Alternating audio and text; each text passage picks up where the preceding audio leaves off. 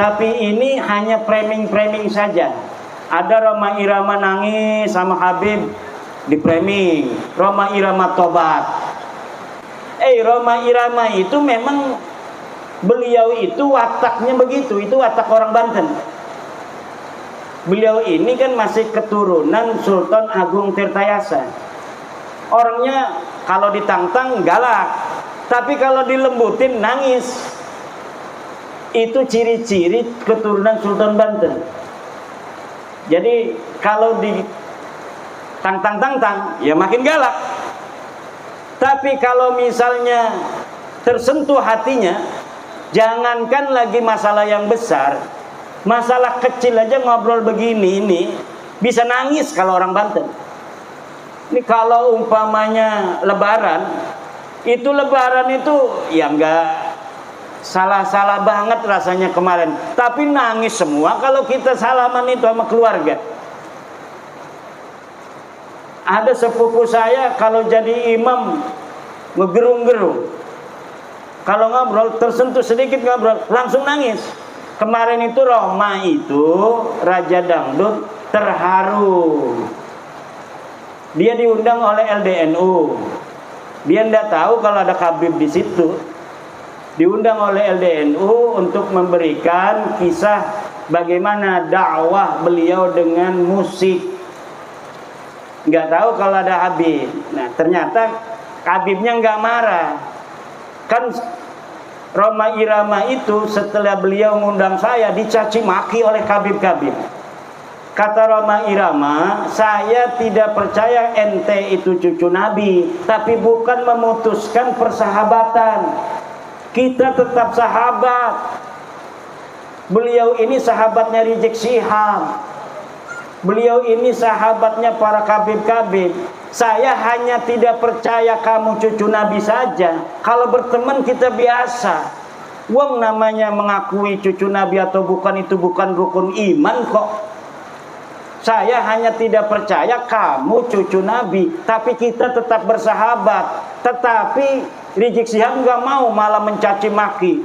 Bahar Smith malah mencaci maki. Nah, ketika ada Habib itu di PBNU yang hadir, baik sekali adabnya, terharu itu. Bang Haji Roma Irama terharu nangis karena beliau, saya kan pernah beberapa kali ngobrol. Ya kadang-kadang ngobrol sama saya nangis juga. Ngambil tisu. Ya begitu orang yang berhati lembut. Orang berhati lembut itu gampang tersentuh hatinya. Makanya Bang Haji Roma Irama itu maunya begitu. Saya batalkan nasab ente, tapi kita bersahabat. Yang biasanya minjemin marawis, ya kita minjeman lagi. Yang biasanya kita ngobrol, kita tetap ngobrol. Yang biasanya kita ini adalah kerja bareng, kita kerja bareng. Yang biasanya bisnis bareng, kita bisnis bareng. Yang udah kagol punya mantu Balawi, nggak apa-apa, jangan suruh cerai. Kita hanya tidak percaya mereka cucu Nabi. Bukan berarti kita memutuskan segalanya. Itu memang yang diungkapkan oleh Bang Haji Roma Irama. Cuma di framing. Coba lihat itu framingnya. Bang Haji bertobat. Dengerin apa yang diomongin Bang Haji. Apa benar dia ngomong bahwa Balawi sekarang cucu Nabi? Tidak ada. Itu hanya framing-framing. Karena Bang Haji Roma Irama pengennya begitu. Saya batalin itu nasab ente bukan berarti kita bermusuhan. Karena memang tidak ada dalilnya. Ente ngaku tahun 895 Hijriah, sebelumnya ndak ada. Sedangkan orang yang diaku itu hidupnya tahun 345 Hijriah. Nah, di dalam tahun 345 Hijriah sudah ada kitab nasab, keturunan Nabi dicatat semua, tapi ente nggak ada. Katanya ente turunan Ubed. Ubed nggak dicatat sebagai keturunan Nabi. 550 tahun. Di dalam kitab Silsilatil Alawiyah tidak dicatat. Di dalam kitab Tahdhibul Ansab tidak dicatat. Muntaqilatut Talibiyah tidak dicatat. Al-Majdi tidak dicatat. Itu semua di abad 5. Masuk ke abad 6 ada kitab karya Imam Al-Fahru Razi, Kiai Haris. Imam Al-Fahru Razi itu seorang ahli tafsir, ahli usul fikih. Kalau ada lafaz al-imam dimutlakkan dalam usul fikih, maka al-muradu al-imam ar-Razi. Nah, beliau menulis kitab nasab. Beliau menulis kitab nasab namanya Asy-Syajarah Al-Mubarakah. Beliau menulis Ahmad bin Isa punya anaknya cuma 3, Muhammad, Ali, dan Husain. Tidak ada anak yang bernama Ubaid.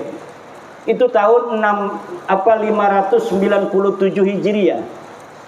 Kemudian muridnya penulis kitab Al-Fahri itu wafat 614 Hijriah. Menulis juga tidak ada nama Ubaid sebagai anak Ahmad bin Isa.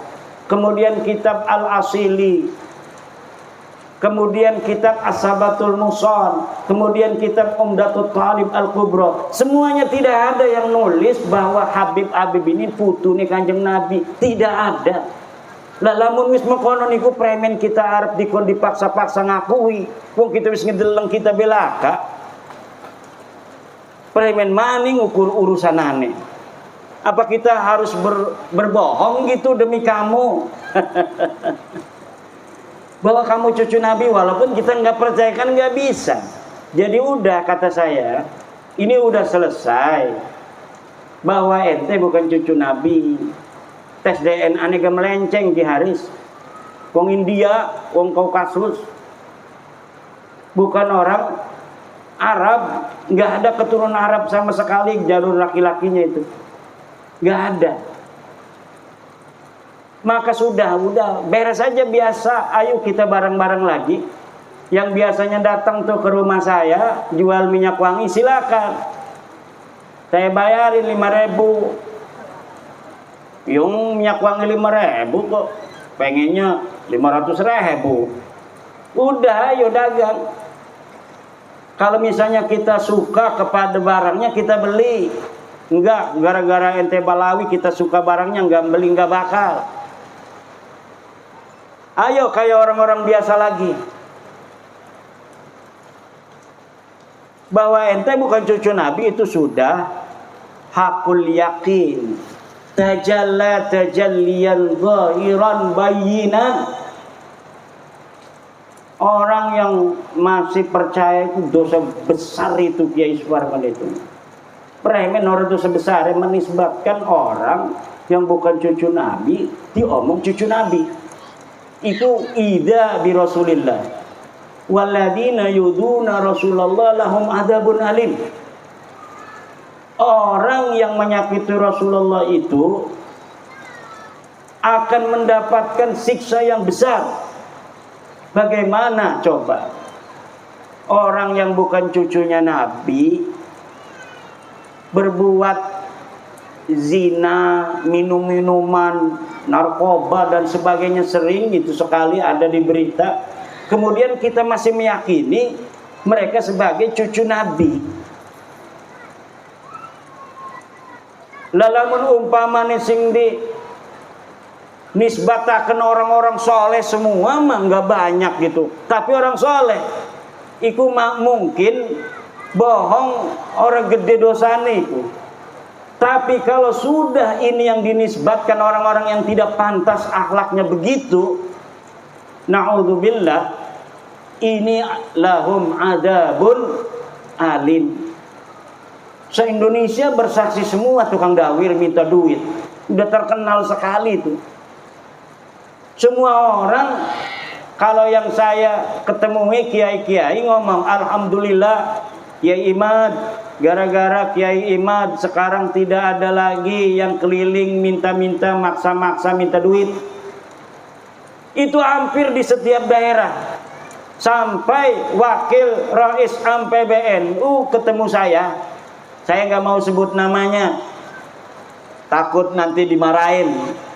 Ketemu saya, Kiai Imad, setelah Kiai Imad ini nggak ada lagi tuh yang keliling-keliling ke rumah minta-minta duit katanya. Jadi yang didawir itu pengurus MWCNU, bukan hanya tingkat MWC, tingkat ranting. tingkat Suriah pun mereka berani dawir. Suriah, PBNU berani didawir sebelum bab nasab ini. Sampai-sampai itu Rais Suriah PWNU Jawa Tengah, Kiai Sodakoh, saya pernah lihat di YouTube-nya. Saya kangen nama Habib, katanya beberapa tahun ini nggak ke rumah-rumah saya.